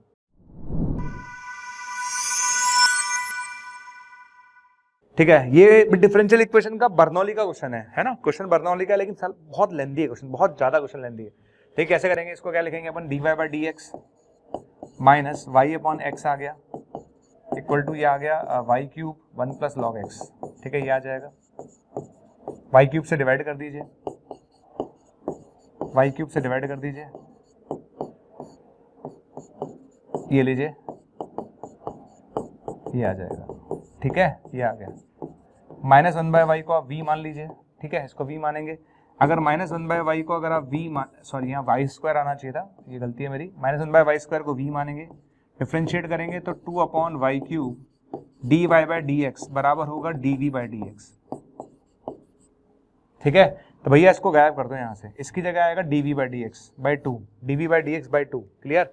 इसकी जगह कितना आएगा, यहाँ पर देखिए, इसको हटा के मैंने t मान के करा है, तो इस पूरे को हटा के ये बन जाएगा पूरा। अब ये लीनियर का क्वेश्चन बन गया, किसका क्वेश्चन बन गया बेटा, लीनियर का क्वेश्चन बन गया। तो ये P हो गया, ये Q हो गया, P पता है, Q पता है, तो IF निकालो। IF निकालने के बाद सॉल्यूशन लिखो, सॉल्यूशन हम लोग लिखना जानते हैं, y × IF = Q × IF dx। तो पूरा सॉल्यूशन लिखा है, इंटीग्रेट करा है, x² × ln x का इंटीग्रेट करा है, ये पूरा। कितना लेंदी क्वेश्चन आप यहाँ पर सोच सकते हो, कितना लेंदी क्वेश्चन ये हो गया है, ये क्वेश्चन लेंदी हो गया यहाँ तक, ठीक है, समझ में आ गया। और यहाँ पे थोड़ा सा ये गड़बड़ करी इन्होंने, यहाँ तक आ जाएगा, राइट है। चलिए यहाँ तक आ गया, यहाँ तक आने का C निकालने के लिए उसने बोला है, बताता हूँ क्या बोला है, ठीक। y1 की वैल्यू 3 है, यानी x = 1 पर y की वैल्यू 3 है, x = 1 पर y की वैल्यू 3 रख दीजिए, तो C आ गया, C को उठा के रखिए, ये आपका फंक्शन है, ये आंसर आपका आएगा। फाइनली इसको थोड़ा सा मॉड करके y की टर्म्स में निकालना था, तो जो आंसर आपके पास आने वाला है, मतलब y निकालना था बेसिकली, y² x/9 निकालना था, तो y² x/9 निकालोगे तो ये आंसर आएगा, ठीक। तो क्वेश्चन में कहूँ ना कि थोड़ा सा फील तो बच्चे को आ जाएगा, पर आप सॉल्यूशन देखो कितना लंबा है, तो लेंदी सॉल्यूशंस है, तो क्वेश्चन लेंदी है, सॉल्यूशन मतलब थोड़ा लेंदी, इसे बोलता हूँ कि जेईई मेन के हिसाब से बहुत लेंदी क्वेश्चन है कि 3 से 4 मिनट में होगा, इससे कम नहीं होगा भैया। डिफरेंशियल इक्वेशन क्वेश्चन था ये।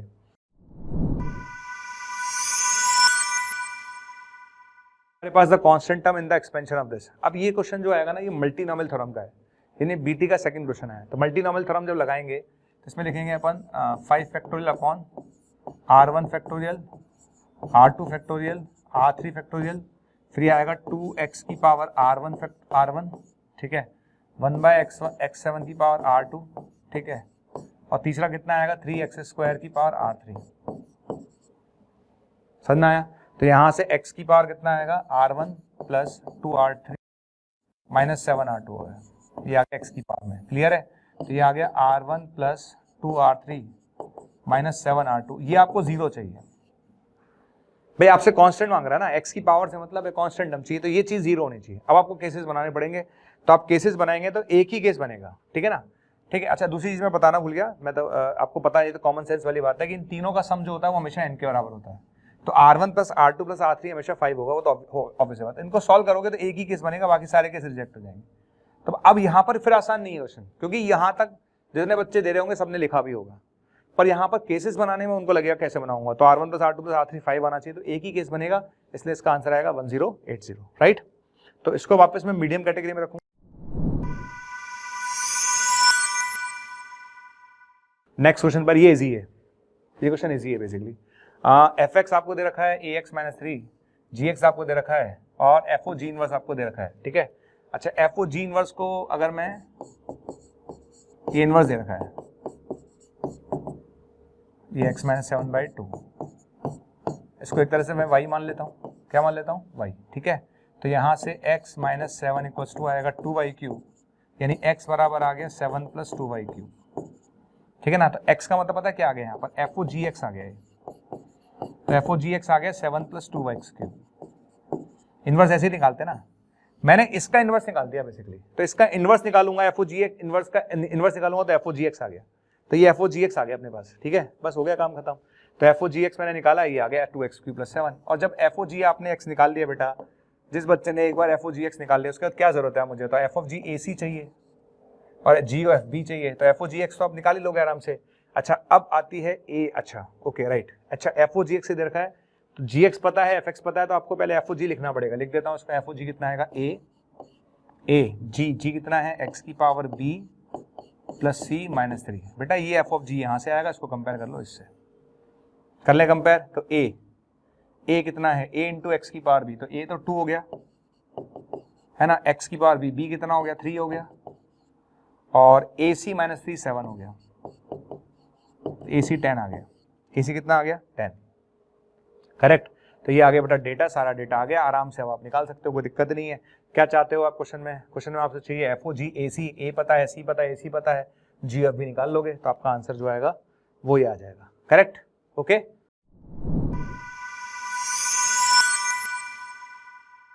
ये जो क्वेश्चन आप देख रहे हैं ना, ये मेरे हिसाब से इस पेपर का सबसे टफ क्वेश्चन है, मतलब मैं इस क्वेश्चन को सबसे टफ कैटेगरी में रखना पसंद करूंगा, ठीक है। अच्छा, टफ क्वेश्चन, ये कैटेगरी सबसे टफ क्वेश्चंस की कैटेगरी में रखा जाएगा।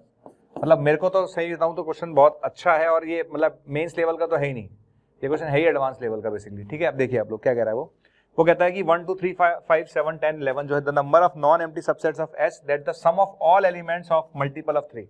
यानी आपको ऐसे सबसेट बनाने हैं जिनमें जो भी हम एलिमेंट लेंगे उन सबका जो सम होना चाहिए वो 3 का मल्टीपल होना चाहिए। किसका मल्टीपल होना चाहिए? 3 का। आप कैसे बना सकते हैं? देखो, या तो आपका नंबर 3k की फॉर्म में हो, या आपका नंबर 3k + 1 की फॉर्म में हो, या आपका नंबर 3k + 2 की फॉर्म में, और कोई पॉसिबिलिटी नहीं है। 3k की फॉर्म में एक ही नंबर है 3, 3k + 1 की फॉर्म में 1 हो सकता है, k की वैल्यू 0 रखेंगे तो k की वैल्यू 1 रखेंगे तो 4 हो सकता है, k की वैल्यू 2 रखेंगे तो 7 हो सकता है, करेक्ट, ठीक है। तो 4 आपके पास नहीं है, और k की वैल्यू 3 रखेंगे तो 10 हो सकता है, ये आपके पास है नहीं, ठीक है। अच्छा, 3k + 2 की वैल्यू अगर हम k की जगह 0 रखेंगे तो 2 हो सकता है, ठीक है, 1 रखेंगे तो 5 हो सकता है, और 2 रखेंगे तो हमारे पास 8 जो कि है नहीं मेरे पास, और 3 रखेंगे तो 11 हो सकता है, करेक्ट। तो हमारे पास बेसिकली इस फॉर्म का एक ही नंबर है, इस फॉर्म के 3 नंबर है, इस फॉर्म के 3 नंबर है, ये टोटल हमें समझ में आना चाहिए, ठीक है। टोटल हमारे पास 7 नंबर थे, ये इस तरह से हमारे पास नंबर्स हैं। जो अब हमें जो नंबर्स उठाने हैं वो 3 के मल्टीपल उठाने हैं, ताकि उनका जो सम आया वो 3 का मल्टीपल ही आना चाहिए, राइट। तो पहला केस बन सकता है जब उसमें एक ही एलिमेंट हो। जब एक ही एलिमेंट हो तो भैया एक ही पॉसिबिलिटी है 3 ओनली, बाकी कोई भी नंबर 3 का मल्टीपल नहीं है। तो जब एक ही एलिमेंट लेंगे बच्चे तो उस केस में केवल एक ही केस बनेगा, केस ओनली टेस्ट, तो ओनली 1 केस बनेगा, ठीक है। फिर अब आता है दूसरा केस, जब 2 एलिमेंट हो। तो 2 एलिमेंट होंगे तो 2 एलिमेंट कैसे हो सकते हैं? अगर 2 एलिमेंट हमें लेने हैं तब आप ध्यान से देखना इस बात को, मैं समझाने की कोशिश करूंगा आपको।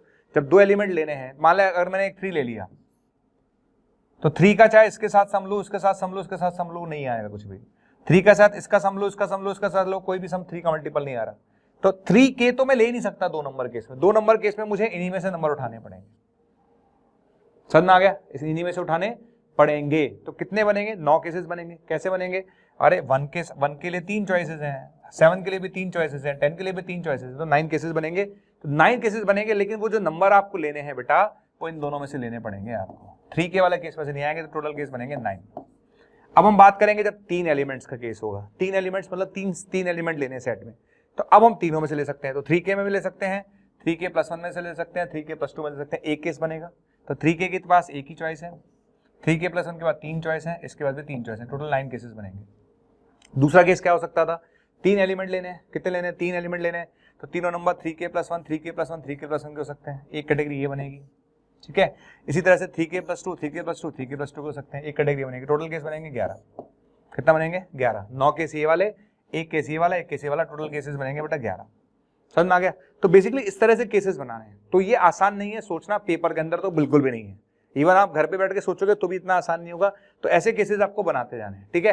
तो एक एलिमेंट के एक ही पॉसिबिलिटी थी, 2 एलिमेंट के हमारे पास 9 केसेस हैं, 3 एलिमेंट के हमारे पास 11 केसेस हैं, फिर ऐसे 4 एलिमेंट के हमने केसेस बनाए हैं, ठीक है ना। तो 4 एलिमेंट के केस बनाएंगे, 5 एलिमेंट के केस बनाएंगे, 6 एलिमेंट के केस बनाएंगे, 7 है। तो टोटल जो सम आएगा बेटा 43 आएगा। कितना आएगा? 43, ठीक है। सोचना कैसे है? आपको सिर्फ ऐसे सोचना है कि आपको एलिमेंट ऐसे लेने हैं कि उनका जो सम है वो 3 का मल्टीपल आए। और आपके पॉसिबिलिटीज क्या है? 3 ही पॉसिबिलिटीज हैं, या तो नंबर 3K, 3K + 1 और 3K + 2, इसमें से आपको उठाते जाना है। आपको इतना करना है, आपका काम खत्म, ठीक है। समझ आ गया? तो जिसको पहले वाला समझ आ गया को दूसरा वाला समझ आ गया, तीसरा वाला कनेक्ट कर पाएगा आराम से, और तीसरा वाला कनेक्ट कर गया तो बाकी सब चीजें उसी तरह से हमें सोचनी है, राइट। तो ये केसेस मैंने आपके सामने लिखे हैं कि क्या क्या पॉसिबिलिटीज बन सकती हैं। तो टोटल इस तरह से हमारे पास पॉसिबिलिटी बनेगी, और इनका फाइनल आंसर कितना आएगा? 43। It's a very good question, it's a tough question. मैं बोलूंगा इस पेपर का सबसे ज्यादा टफ क्वेश्चन था।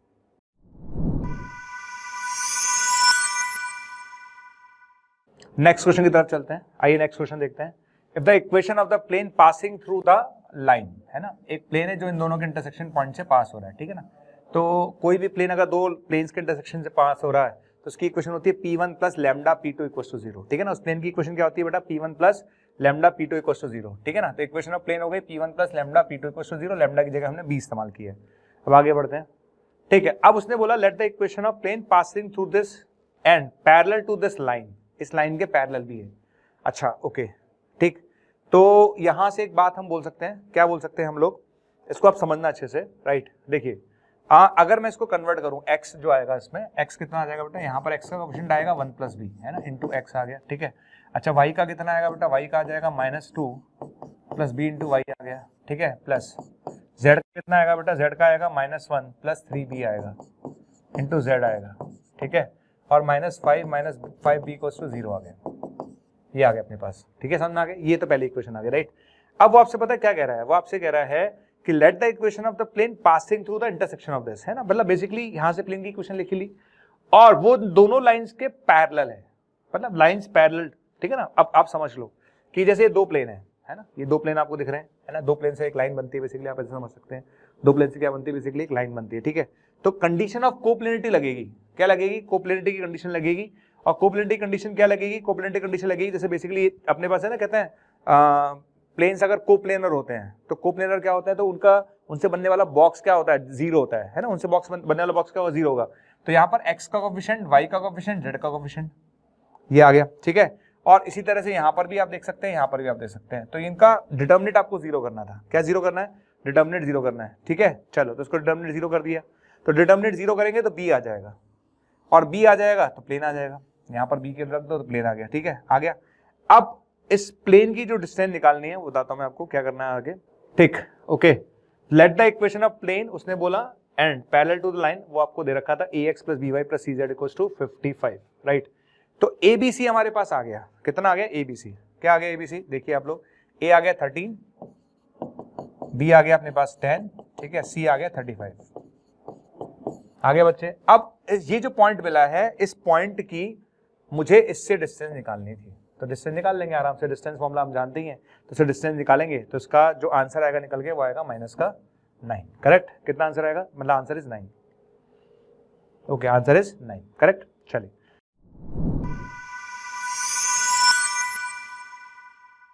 ये भी अच्छा क्वेश्चन है। If the sum of all solution of this and this equal to this π/3 दे रखा है, और इज अल्फा माइनस, ये मतलब इनके सॉल्यूशंस का सम दे रखा है, तो उसने पूछा है कि अल्फा क्या होगा। अब देखो, इसमें दो केसेस बनेंगे, बनने ही पड़ेंगे एक्चुअली। पहला केस है ना, देखो हम लोगों को ये तो पता है कि ये जो एक्सप्रेशन आप दे रखा है -1 से 1, तो इसको हटा के तो मैं 2 tan इनवर्स x लिख सकता हूं, और यहां पर दो केस बनेंगे cot इनवर्स में, ठीक है। cot इनवर्स में अगर आप दो केसेस बनाएंगे तो आपको पता होगा जब x पॉजिटिव होता है, जब x कैसा होता है बेटा, पॉजिटिव, ठीक है ना, जब x पॉजिटिव होगा, जब x कैसा होगा, पॉजिटिव होगा, तो जब x पॉजिटिव होगा तो cot इनवर्स x को हटाकर मैं tan इनवर्स 1/x लिख सकता हूं, तो इसको हटा के मैं लिख सकता हूं tan inverse 2x upon 1 - x²। ऐसा हम लिख पाएंगे, कब लिख पाएंगे, जब x पॉजिटिव होगा। लेकिन अगर x नेगेटिव है, x अगर नेगेटिव है तो उसको हटा के पाई प्लस लिखना पड़ेगा। क्या लिखना पड़ेगा, पाई प्लस, ये ले लीजिए। तो यही चीज इसमें ध्यान रखनी थी कि अगर x पॉजिटिव है तो ये एक्सप्रेशन डायरेक्ट बनेगा tan इनवर्स उल्टा करके, और अगर x नेगेटिव है तो ये पाई प्लस करके बनेगा, ठीक है। तो अल्टीमेटली अगर x पॉजिटिव है तो ये 2 tan inverse x plus 2 tan inverse x बनेगा 4 tan इनवर्स x। देखिए अब आप लोग देखिएगा अच्छे से, है ना, अगर x पॉजिटिव है, ठीक है, अगर x पॉजिटिव है तो cot इनवर्स को मैंने tan इनवर्स लिखा, यानी 2 tan इनवर्स x बन गया, क्लियर है।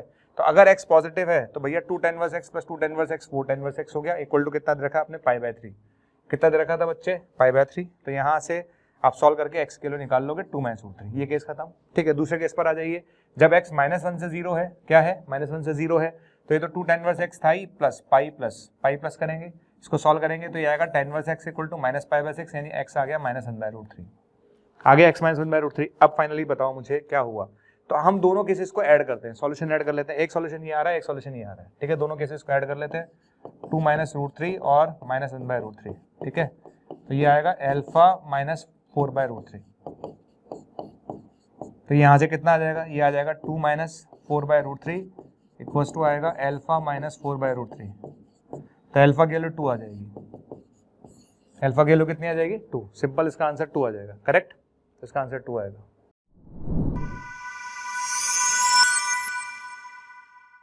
नेक्स्ट, ओके, नेक्स्ट क्वेश्चन पे चलते हैं। ये हाइपरबोला का क्वेश्चन है, ठीक है। मतलब इंटीजर टाइप के जितने भी क्वेश्चंस हैं उन सबको अपन अच्छी कैटेगरी में रख सकते हैं, जितने भी क्वेश्चन पूछे उन्होंने अच्छे पूछे हैं। The vertices of a hyperbola is ±6, 0, correct है। एसेंट्रिसिटी आपने मुझे दे रखी है, करेक्ट है।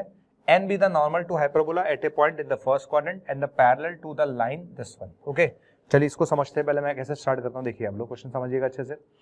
देखिए उसने बोला, क्वेश्चन में साफ बोला उसने, वर्टिसेस दे रखे हैं, तो ±6 दे रखे थे, तो ये वर्टेक्स हो गया 6, 0, करेक्ट। अब आप देखो पीछे पढ़ते हैं वापस, एंड इट्स एसेंट्रिसिटी इज √5/2, वो भी ठीक है। चलिए, तो हाइपरबोला जो है, हाइपरबोला हम निकाल सकते थे, कैसे निकाल सकते थे भाई, हाइपरबोला होता क्या है, x² / a² - y² / b² equal to 1। अब आपने एक वर्टेक्स तो मुझे दे ही रखा था, तो x² / 36 - y² / b² हम निकाल लेंगे। कैसे निकालेंगे, b² निकालने के लिए फॉर्मूला होता है a² e² - 1, ठीक है। a² की वैल्यू कितनी हो गई बेटा, 36, e आपने मुझे दे रखा था, e कितना दे रखा है बेटा, e दे रखा है आपने √5/2, तो e हो गया 5/4 - 1, ठीक है ना, तो ये आ गया 9, आ गया 9, ठीक है ना। तो ये अपने पास हाइपरबोला की इक्वेशन निकल कर आ गई। अब आगे बढ़ते हैं, ठीक है, सिंपल सा क्वेश्चन है, इसके बाद सिंपल है, let n be the normal to hyperbola at a point in the first quadrant, ठीक है। अच्छा, अब फर्स्ट क्वाड्रेंट में कोई पॉइंट लेना, हाइपरबोला पे हम पॉइंट लेते हैं a sec theta b tan theta, तो ये आएगा 6 sec थीटा और 3 tan थीटा। ये हाइपरबोला पे हम पॉइंट ले लेते हैं, ले लिया, हमने पॉइंट ले लिया 6 sec थीटा और 3 tan थीटा, उसमें हमने हाइपरबोला पे नॉर्मल की इक्वेशन लिखी। नॉर्मल की इक्वेशन जो होती है वो आप लोगों को बता दूं, a² x/x1 plus b² y/y1 equal to होती है a² प्लस b², ये नॉर्मल की इक्वेशन होती है, राइट। तो x1 की जगह आप रखोगे 6 sec थीटा, ठीक है, और y1 की जगह आप रखोगे 3 tan थीटा, तो x1 की जगह रख देंगे, y1 की जगह रखेंगे a² b² हमें पता है, तो आप जब रख लोगे तो बेटा ये इक्वेशन आ जाएगी नॉर्मल की। आगे नॉर्मल की इक्वेशन, अब आगे बढ़ते हैं। उसने बोला let N be the normal to hyperbola in the first quadrant and parallel to the line, वो नॉर्मल इस लाइन के पैरेलल है, तो दोनों के स्लोप इक्वल कर दीजिए। तो हमने दोनों के स्लोप इक्वल करे, राइट। तो देखिए इस लाइन का स्लोप आप निकाल ही सकते हैं, माइनस एक्स का कोफिशिएंट अपॉन वाई का कोफिशिएंट, डी स्लोप आ गया, ये किसके बराबर है माइनस रूट 2 के, तो थीटा आ गया π/4। और अगर थीटा की वैल्यू π/4 आ गई है, थीटा की वैल्यू π/4 आ गई है तो पॉइंट आ जाएगा आपका, क्या आ जाएगा, थीटा की वैल्यू π/4 आते हैं, sec π/4 रूट 2 हो गया, तो 6 रूट 2 हो गया, और ये 3 आ गया, तो पॉइंट आ गया 6 रूट 2 कॉमा 3 आ गया पॉइंट। पॉइंट कितना आ गया 6 रूट 2 कॉमा 3 पॉइंट आ गया, क्योंकि फर्स्ट क्वाड्रेंट बोला था उसने, ठीक है। चलिए अब आप आगे क्या बोलता है, देखिए पॉइंट भी आ चुका है। If d is the length of line segment of n between hyperbola and the y axis, ठीक है, between hyperbola and the y axis। चलिए बहुत अच्छी बात है, ये लेंथ की बात कर रहा है वो, ठीक है, ये लेंथ की बात कर रहा है between y axis and the hyperbola, ठीक है। तो हमने लाइन नॉर्मल की इक्वेशन जब हमने निकाली ली थी, नॉर्मल की इक्वेशन हमारे पास आ गई, ठीक है। कैसे आ गई, थीटा हमने निकाल लिया π/4, थीटा की जगह π/4 रखेंगे तो लाइन नॉर्मल की इक्वेशन आ गई। और इस नॉर्मल की इक्वेशन में ये वाला जो पॉइंट है जो y एक्सिस पे चाहिए था, उसमें x 0 कर देंगे तो ये पॉइंट आ गया 0,15, ये पॉइंट आ गया 0,15। और p पॉइंट ये रहा 6 रूट 2 कॉमा 3। इन दोनों के बीच की डिस्टेंस निकालनी है, d आप निकाल लो डिस्टेंस फॉर्मूला से, उसका स्क्वायर कर दो तो आपका आंसर आ जाएगा, ठीक है। चलिए अच्छा क्वेश्चन है, लेंथी है थोड़ा सा, अच्छा भी है क्वेश्चन, कोई बुराई नहीं है। आगे बढ़ते हैं।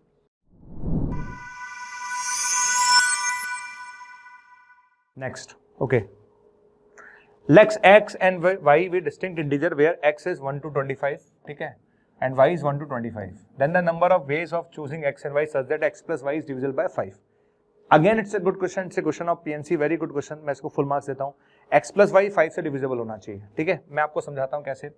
x प्लस वाई 5 से डिविजन होना चाहिए, और x और y दोनों डिस्टिंक्ट नंबर है, ये ध्यान रखना आप, ठीक है। तो x और y 5 से डिविजल तब होगा जब x भी 5 का मल्टीपल हो और y भी 5 का मल्टीपल हो, बेसिकली दोनों ही 5 का मल्टीपल होना चाहिए, 5u बोल सकते हो आप लोग। बेसिकली x प्लस 5 जो होगा वो 5 टाइम्स ऑफ लैम्डा प्लस मी होना चाहिए, यानी both must be multiple of 5, correct है, ये कहना चाहते हैं। अब देखो पहला केस क्या बन सकता है, जो पहला केस आप समझना अच्छे से, मैं आपको पहला केस समझाता हूँ। जब x 5 का मल्टीपल है, इसे ये देखना 5 लैम्डा और 5 लैम्डा लिया मैंने, इसमें मैंने लिखे हैं 20 केसेस, पहले समझो 20 केसेस कैसे लिखे। यानी x क्या ले सकता हूँ मैं, x ले सकता था 5, 10, 15, 20 और 25, ठीक है।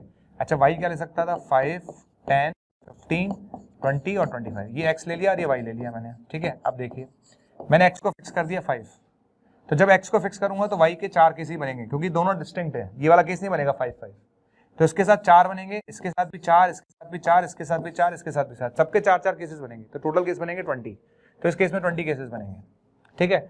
दूसरा केस हमने लिया कि इसको ले लिया 5 लैम्डा प्लस 1, इसको ले लिया 5 लैम्डा प्लस 4, इसको भी समझ लेते हैं एक बार एग्जाम्पल के तौर पर, 5 लैम्डा प्लस 1, ठीक है। तो ये क्या ले सकता हूँ मैं, 5 लैम्डा प्लस 1, वो आप खुद ही सोच सकते हैं। अगर मैं लैम्डा की वैल्यू 0 से उठा के रखना चालू करूँ तो 1 आ गया, 6 आ गया, है ना, और क्या आ सकता है 11 आ गया, और कितना आ सकता है, लैम्डा की वैल्यू क्या रखेंगे, अच्छा लैम्डा के लिए हम 0 तो ले ही नहीं पाएंगे ना, तो 0 वाला केस तो हमें हटाना पड़ेगा, चलिए कोई बात नहीं। तो 6 आ गया, लैम्डा आ गया अपने पास, 16 आ गया, है ना, और यहाँ लैम्डा ले सकते हैं 21, 5 केसेस बनेंगे, करेक्ट है, करेक्ट है, 1, 6, 11, 16, 25, ठीक है। अच्छा 5 लैम्डा प्लस 4 कितना बनेगा बेटा, 4 बनेगा, लैम्डा के लिए 0 लेते हैं तो 4 आ गया। इधर देखिए, इधर वाले केस में लैम्डा के लिए अपन ने 0 ली, फिर अपन लेते हैं 1, तो 9, फिर आएगा 14, फिर आएगा अपने पास 19, और फिर आएगा बेटा 24। अब देखो 1 को फिक्स कर लेता हूँ, तो इसके 5 केस बनेंगे, इसके साथ भी 5 मल्टीपल, इसके साथ भी 5 मल्टीपल, इसके साथ भी 5 मल्टीपल, इसके साथ भी 5 मल्टीपल, इसके साथ भी 5 मल्टीपल, सबके साथ। तो एक के साथ 5 केसेस हैं, तो 5 के साथ 5 × 5 25 केस बनेंगे, ठीक है। तो यहाँ भी 25 केसेस बनेंगे। सिमिलरली आप ऐसे कर सकते हो, तो यहाँ 5 लैम्डा प्लस 2, यहाँ 3 कर लो, यहाँ 3 कर लो, यहाँ 2 कर लो, यहाँ 4 कर लो, यहाँ 1 कर लो, ठीक है ना। तो ऐसे कर करके अपने पास टोटल 120 केसेस बनेंगे। तो आंसर इज 120। कितना आंसर आएगा बेटा, 120। The correct answer is 120। अच्छा क्वेश्चन है, बढ़िया है, राइट।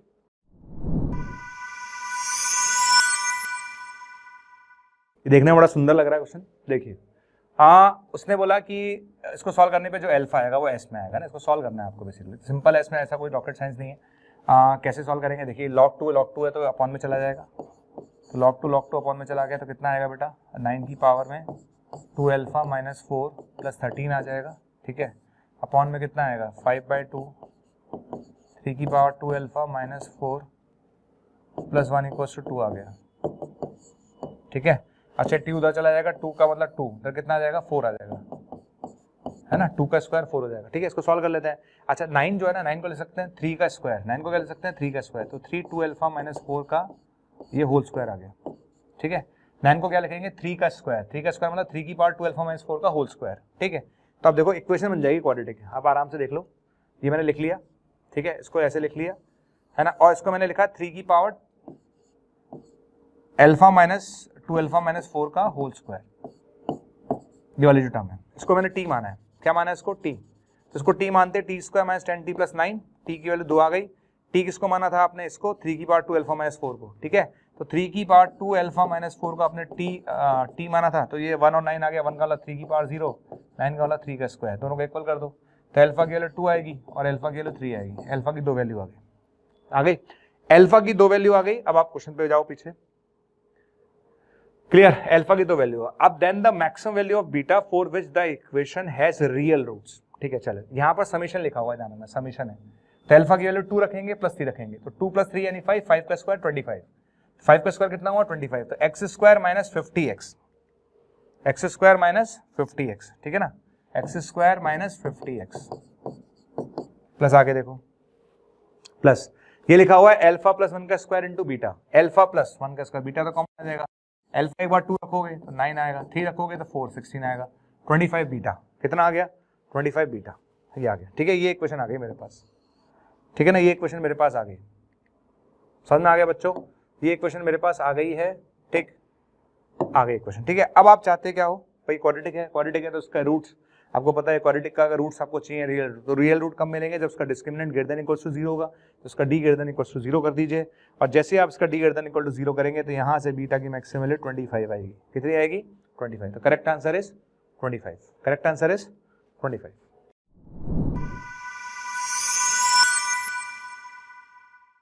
नेक्स्ट क्वेश्चन, ओके, ये सिंपल है पर ये भी लेंथी है, लेकिन ये कर्व है आपको दिख रहा है, दूसरा कर्व है ये भी आपको दिख रहा होगा, है ना, दोनों कर्व्स हैं, पहला जो कर्व है वो तो है X square equal to 2y/5, ठीक है, दूसरा जो कर्व है वो है X square equal to y minus X, ये दोनों कर्वों में आते हैं बेसिकली, तो एक तो कर्व है basically y equal to X square plus 6 और एक कर्व ऐसा है,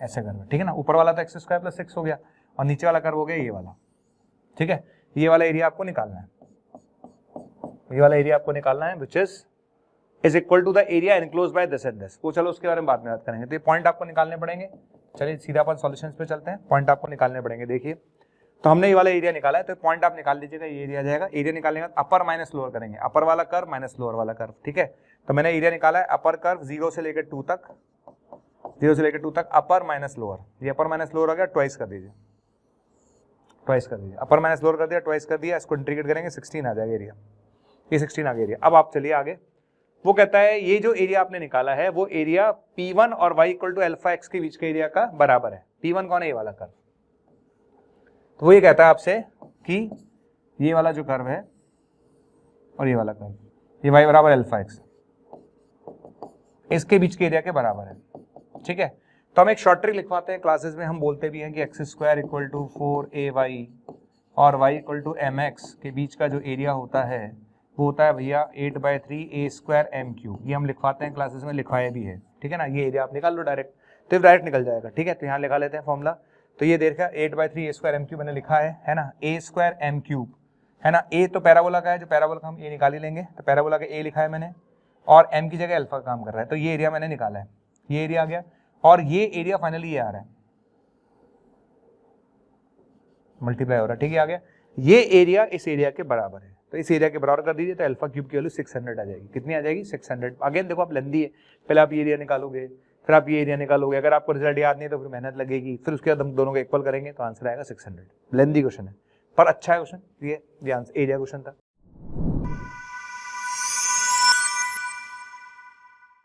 तो A1 A2 A3 भी था 3 APs है, इनके कॉमन डिफरेंस D दे रखे हैं उसने, and their first term is A+1 A+2 respectively, और ABC इसकी 7th 9th 17 टर्म्स हैं, ठीक है, और ये आपको 0 दे रखा है, कोई दिक्कत नहीं है, चलिए A कौन सी टर्म है भैया 7th, A कौन सी टर्म है बेटा 7th, ठीक है ना, तो A 7th टर्म है, B 9th टर्म है, C 17 टर्म है, ठीक है ना, तो A1 ध्यान से देखना, the first term as A1 की फर्स्ट टर्म A है, तो उसकी 7th टर्म क्या लिखेंगे A+6D, ठीक है, अच्छा B क्या है, B जो है 9th टर्म है A2 की फर्स्ट टर्म A+1 है, तो क्या लिखेंगे A+1 प्लस 9th टर्म है तो 8D ठीक है। अच्छा सी क्या लिखेंगे हम, सी लिखेंगे हम a प्लस 2 प्लस 16d, ये हम लिख लेंगे। ठीक है आगे।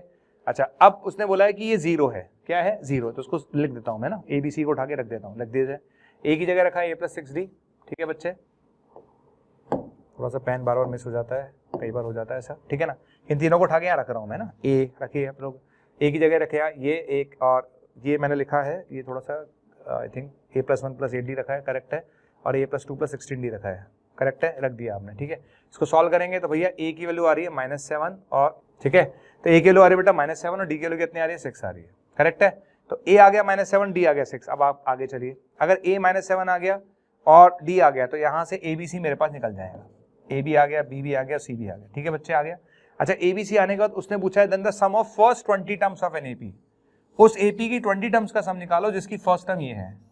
तो जब मेरे पास a b c तीनों आ गए तो फर्स्ट टर्म आ जाएगी फर्स्ट टर्म। कॉमन डिफरेंस आपने दे रखा है d/12, d भी आपके पास ऑलरेडी है, तो d आपको पता है, ठीक है, तो कॉमन डिफरेंस भी पता है, तो 20 टर्म्स का सम लिख सकते हो। कैसे लिखोगे, 20/2 2a आप निकाल ही लोगे यहाँ से c minus a minus b करके, तो जो भी आएगा वो मैं देख लेता हूँ कितना आ रहा है। ठीक है, ये 20 आ रहा है, कितना आ रहा है 20, तो 2 इंटू 20 प्लस कितने टर्म्स का सम चाहिए 19, 20 टर्म्स का, तो 19d आप निकालोगे, d आएगा d/12, कितना आएगा d/12, d कितना आया था हमारा माइनस, d आया था 6/12 यानी हाफ आ गया। लीजिए इसको सॉल्व कर लीजिएगा, आपका आंसर आ जाएगा, करेक्ट। तो ऐसे क्वेश्चंस करने थे, ये आपका आंसर है फाइनली। तो इस क्वेश्चन का जो आंसर आएगा बेटा 495 आएगा, ये ऐसे 495 इस क्वेश्चन का आंसर आएगा। Again it's a lengthy question, बहुत ही मतलब आप कह सकते हैं थोड़ा सा लेंथी क्वेश्चन है हमारे पास ये, पर ठीक है, मतलब इंटीरियर टाइप में लेंथी ही दिए इन्होंने।